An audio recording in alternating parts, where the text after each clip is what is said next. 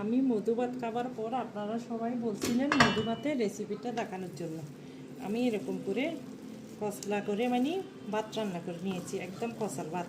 এগুলা এখানে আছে 3 পা হচ্ছে যে ফুলের চাল আর 1 পা হচ্ছে যে বিনি চাল। এগুলো আমি নরম করে রান্না করে রাখছি। এখন আমি কি করব, এই মেশিনটা দিয়ে, আমার কাছে যখন মেশিন আছে আমি আর ওইটা দিয়ে করবো না, এই মেশিনটা দিয়ে আমি এখন এগুলো একদম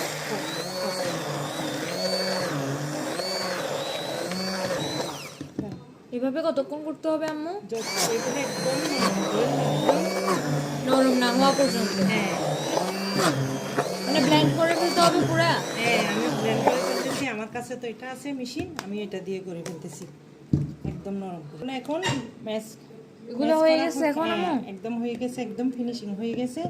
ম্যাশ করা হয়ে গেছে। এখানে আছে দুধ, এখানে আছে চিনি, এখানে আছে নারকেল, আর এখানে আছে জ্বালা চাল। জ্বালা চাল কি আম্মু? জ্বালা চালের গুঁড়ি। এগুলা দানির জন্য যেগুলা করে, দান থেকে হয় আর কি, রুকে যে।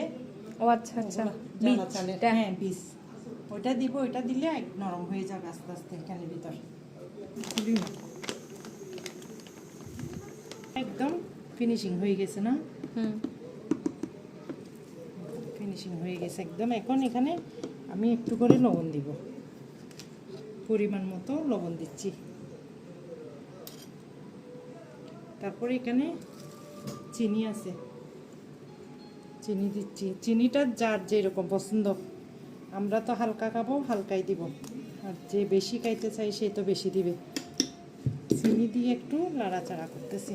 আর দিব না চিনি? না, দেখি না, সকালে দেখি যদি কম লাগে সকালে আরেকটু দিয়ে দিব। মেন উপকরণ হচ্ছে এগুলি, এগুলি আমি অল্প অল্প করে দিয়ে দিচ্ছি। আচ্ছা, এটা মেন উপকরণ কেন?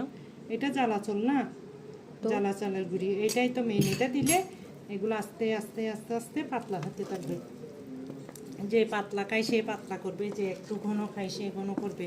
এটা হচ্ছে যে নিজেদের পছন্দ মতো। দেখছো, একটু একটু দেওয়ার পরে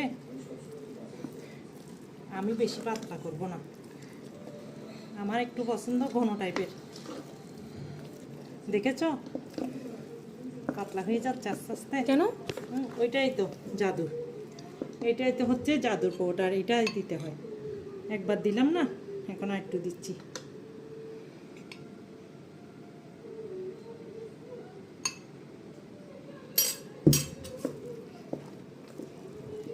দেখেছো কি জাদু? মানে এটা যত